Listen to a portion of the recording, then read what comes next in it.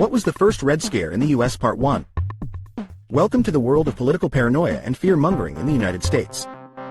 The first Red Scare, also known as the Great Fear, was a time of intense anti-communist sentiment and hysteria that swept the nation in the aftermath of the Bolshevik Revolution in Russia. Number 9. The Rise of Bolsheviks. To understand the first Red Scare, we must first look at the rise of the Bolsheviks in Russia. In 1917, the Bolsheviks, a faction of the Russian Social Democratic Labor Party, seized power and established the first communist government in the world. This event sent shockwaves throughout the Western world, including the United States, and gave rise to fears of a similar communist revolution happening in America. Number 8. The Bolshevik Revolution. The Bolshevik Revolution of 1917 marked a turning point in world history. It not only brought about the creation of the Soviet Union, but it also inspired communist movements around the world. This event was seen as a threat to the capitalist system and the American way of life, leading to a growing fear of communism in the US. Number 7. The Spread of Communism. With the success of the Bolshevik Revolution, the idea of communism began to spread throughout Europe and beyond. This caused concern in the US, where many saw it as a direct threat to their democratic values and way of life. The spread of communism also fueled the fear of a potential communist takeover in the United States. Number 6. The fear of communist ideas.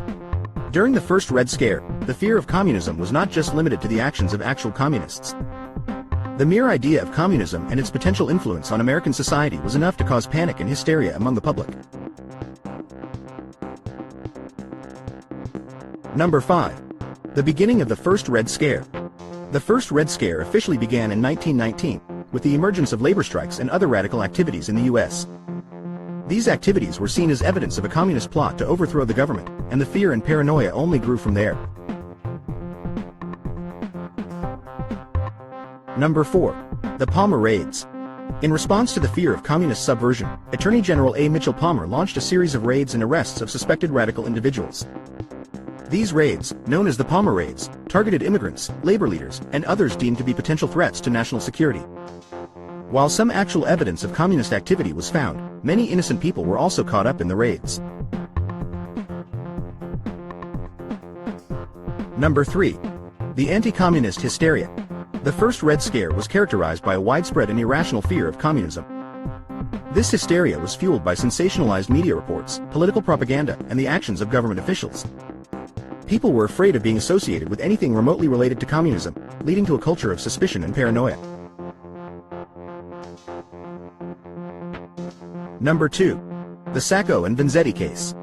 One of the most infamous events of the first Red Scare was the trial and execution of Nicola Sacco and Bartolomeo Vanzetti, two Italian immigrants accused of robbery and murder. Many believed that their conviction and sentencing were politically motivated, as they were known anarchists and were associated with the radical movement. Their case became a symbol of the injustices and discrimination faced by immigrants during this time. Number 1. The emergence of anti-communist organizations.